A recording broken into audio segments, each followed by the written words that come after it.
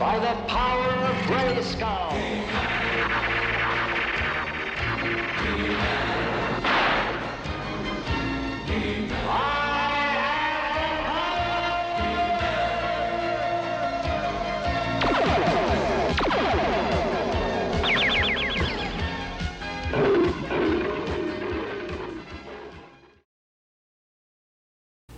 Hello everyone, welcome to yet another collection video. I have finished gathering whatever variety of things that I want for this collection, as I'm sure you've guessed the theme by now. He-Man, Masters of the Universe, and She-Ra, Princess of Power. And we will start with the first thing I ever owned, along with the action figures that you saw in the beginning. Those are all my original action figures.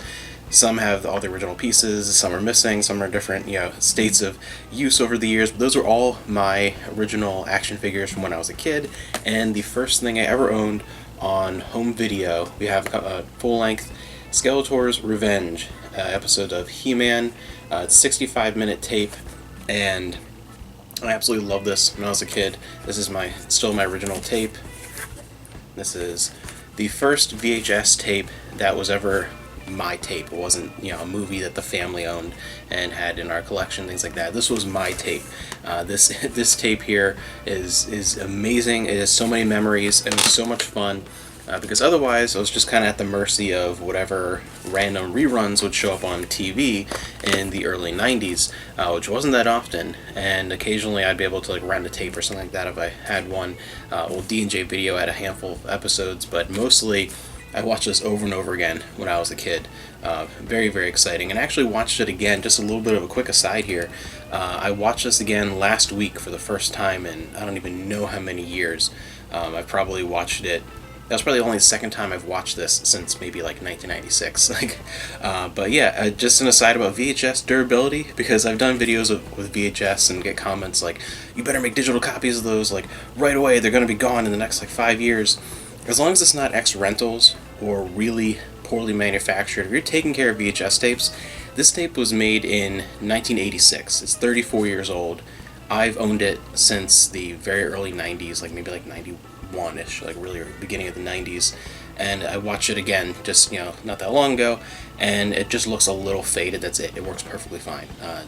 All my VHS work perfectly fine. Eventually they will die, but if you take care of your VHS, they last a lot longer than the reputation seems to be. I think it's more people that are just used to only ex-rentals or are younger, and just the reputation of VHS, I think, is a lot worse than it is. Picture quality can be better than it's given credit for, and they last a lot longer than people assume for some reason.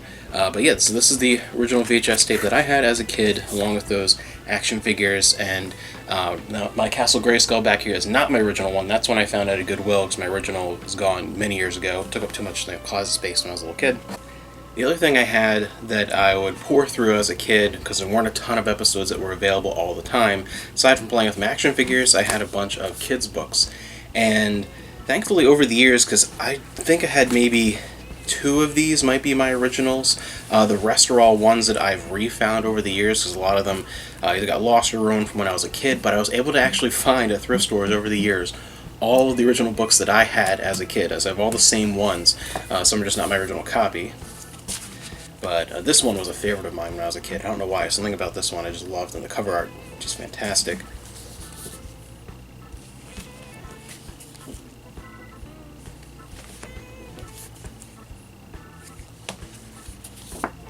But I would pour through these because there weren't so many episodes. Another one that I also had as a kid, along with the cassette, we have the Masters of the Universe, The Secret of the Sword of She-Ra, with the cassette, and a hardcover golden book of the Princess of Power. So I did also like She-Ra back in the day. These are all my books. And the other VHS that I have here, related to the books, I have some of these little golden book videos of 1 She-Ra and 2 of the Masters of the Universe. And they're cool because this one, has 4 stories. This has 3 stories. And then the She-Ra also has 3. And these are great back in the day for people that aren't aware, if you were too young to have experienced some of these little golden book videos, because there are a bunch of different kids series that have these. they were these kind of kids books. These books just as basically almost like you could say almost like a slideshow presentation. It was like a visual novel without choice. It would just be narration reading the book to you, and it would be slides of the different. It's like a book on tape with visuals, some like minor sound effects added for a lot of them, and it would just be like reading the book to you. And this is a great way of getting some of those little golden books without having to find the actual book. And you could. These were exciting, especially when there weren't that many episodes available to be able to experience stories in that form. And then also on VHS, another one of these Magic Window tapes. This one is Volume 2 of She-Ra. This is one I found in more recent years, happened to run into. And we have, this one is He-Man and She-Ra, the Christmas special on VHS. And that was a big deal. I remember renting this so many times as a kid, and then eventually owning it, because it was just cool to have a Christmas special with He-Man and She-Ra.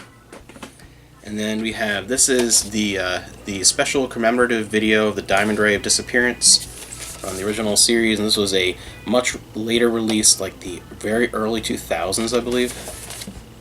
And they sometimes had ones like this that would be bundled with an action figure, so there's different variety of releases, but it was usually only 1 or 2 episodes.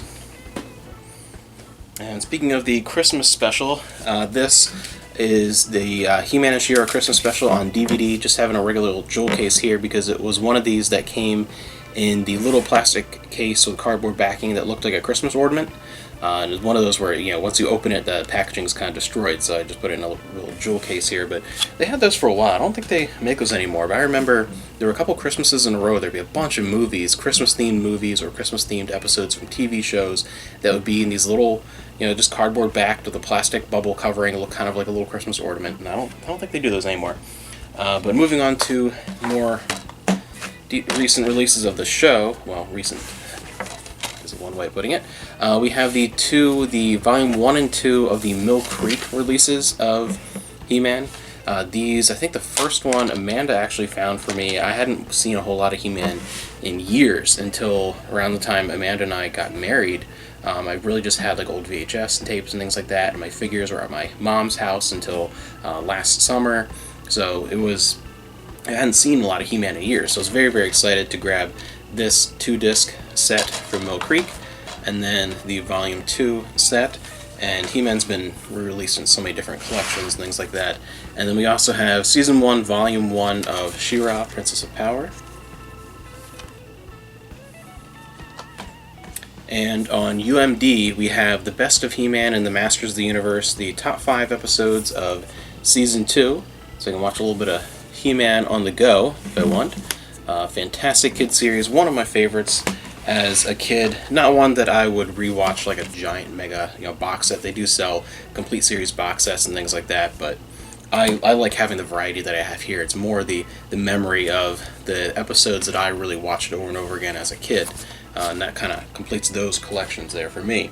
And then moving on to the other incarnation, the Canon Films movie, which I have on Laserdisc. This is my prized copy here. I absolutely adore this movie with Dolph Lundgren, and I adored this copy. This is I love having this on Laserdisc. You can't beat that. It's a movie that when I was a kid, it was an odd relationship with it because I was really disappointed the first time I saw it.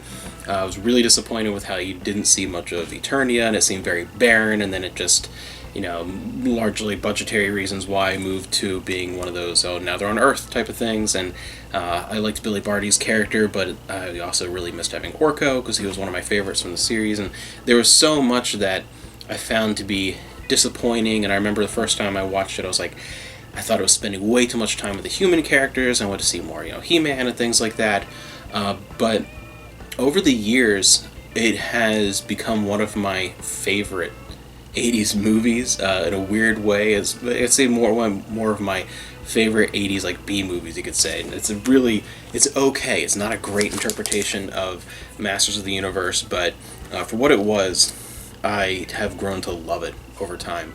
Frank Langella, he's great as Skeletor. He's so just like eating up the scenery, and like every scene he's going for it, and he really buys into that role.